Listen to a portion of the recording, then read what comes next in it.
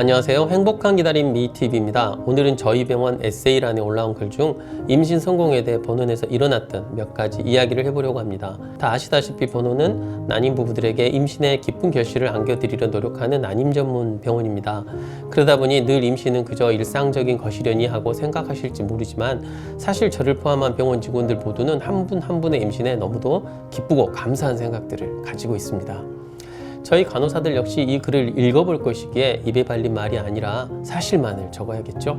작년에 본원을 찾아왔던 유은채님은 비교적 고령이라 임신이 결코 쉽지 않은 나이였지만 간절히 아기를 원하는 모습에서 유은채님이 지난 세월 허비했던 수많은 노력들에 합당한 결실이 있었으면 하는 바람을 가져보았습니다.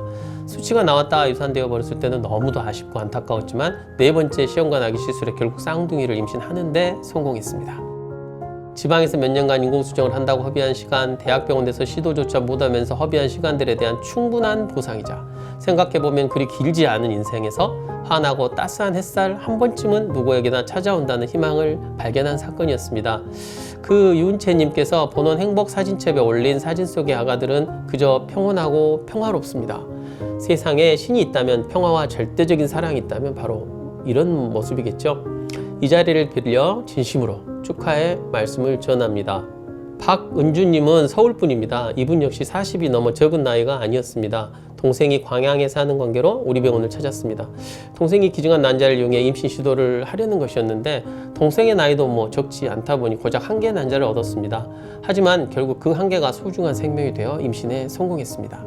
최근에 일어났던 일로 아직 아기집까지는 확인하지 못했지만 언니가 나이 30에 조기 폐경되어 동생의 난자를 기증받았는데 과배란을 해보니 동생 역시 문제가 있어 위품과 마찬가지로 한 개의 난자를 얻어 이식, 3차 피검까지 통과하는 일이 있었습니다. 눈물 어린 고통의 시간 속에서 희망의 끈을 놓지 않았기에 이런 기적과 같은 일이 일어나지 않나 생각해 봅니다.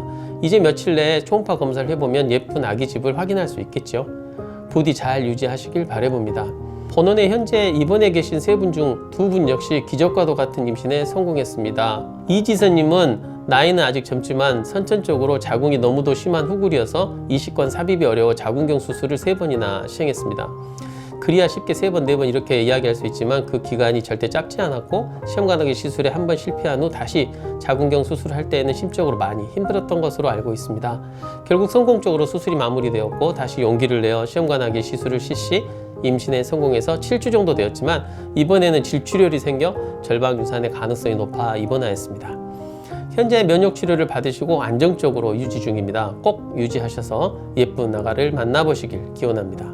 다른 한 분은 난포가 잘 자라지 않는 저반응군이고 몇 번의 시도를 하였지만 수치가 1300까지 올라갔다가 유산되어 버리는 등 아픔이 컸습니다. 늘 제게 씩씩하고 밝은 웃음을 보여주셨지만 그 마음속 깊은 눈물과 고통이 얼마나 컸겠습니까? 남편분은 실패에도 불구하고 늘 아내에게 위로와 내일에 대한 희망을 이야기해 주었고 10월 초 생리가 있고 아직까지 생리가 없으면서 연하게 비치기만 한다는 전화를 주셨습니다.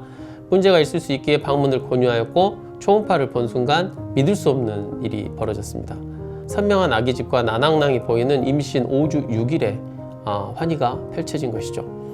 눈물을 보여야 꼭 우는 것일까요? 믿을 수 없는 일에 믿을 수 없는 얼굴로 여러 차례 제게 원장님 농담이시죠 하며 반문하던 박수연님은 초음파를 보고도 믿질 못하고 한참을 스스로에게 찾아온 기적을 받아들이지 못하고 있었습니다. 삶을 살아야 하는 이유를 묻는 사람이 있다면, 긍정의 힘이 무엇이냐고 묻는 이가 있다면 바로 어제 저녁에 우리 병원 초음파실에서 일어났던 드라마나 영화 속에서 있을 법한 일을 말해주고 싶습니다.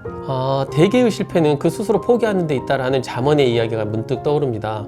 우리는 대체 언제쯤 이 고난이 끝나고 그렇게 원하고 바라는 아가를 품에 안아볼지 아무도 모릅니다. 하지만 신이 있다면 우리에게도 한 번쯤 원하는 일이 눈앞에 펼쳐질 아름다운 날이 꼭 올 것이라 저는 생각합니다. 3일 전의 일입니다. 옆 난임병원에서 작년에 복강경 수술을 한 결과 양쪽 나팔관이 막혔고 뚫는 데는 실패해서 시험관하기 시술 외에는 대안이 없어 정확히 기억나진 않습니다만 한 번 시험관하기 시술했으나 임신이 되지 않아 여러 가지 이유로 본원으로 옮긴 분이 내원하셨습니다. 생리도 불규칙하다고 하여 시험관하기 시술을 하기로 하고 먼저 초음파 검사를 실시했는데 초음파 화면 속에는 기적과도 같은 아기집이 보이는 것이었습니다. 이럴 수가 있을까요? 나팔관이 막히고 시험관 시술을 해도 임신이 되지 않는 분이 자연 임신을 해서 오신 것입니다. 저는 진심으로 감사했습니다. 저에게 맡겨진 일은 고통의 하루하루를 아가를 기다리며 보내는 부부들에게 그 결실을 보여주는 것입니다. 그런데 스스로 자연임신을 했으니 가장 저를 도와준 분이 바로 이런 분들이라 저는 생각합니다.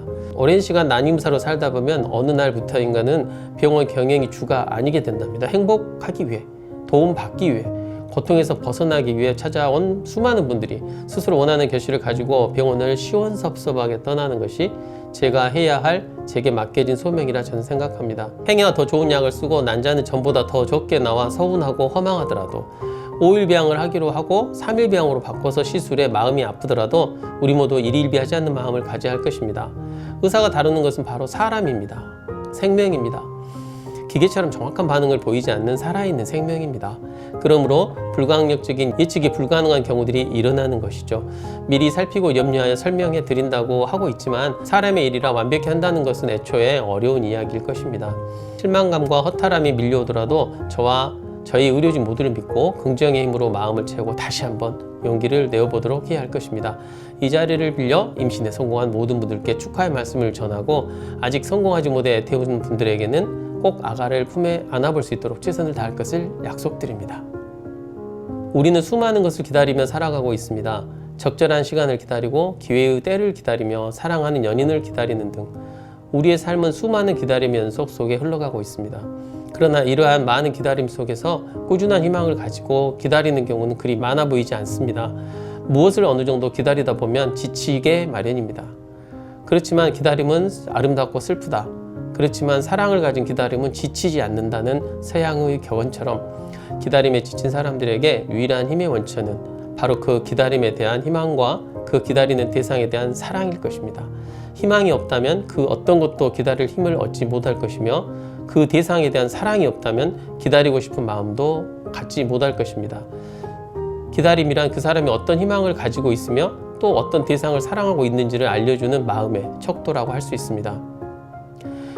카톨릭 마리아 사랑 넷의 오늘의 복음 중에서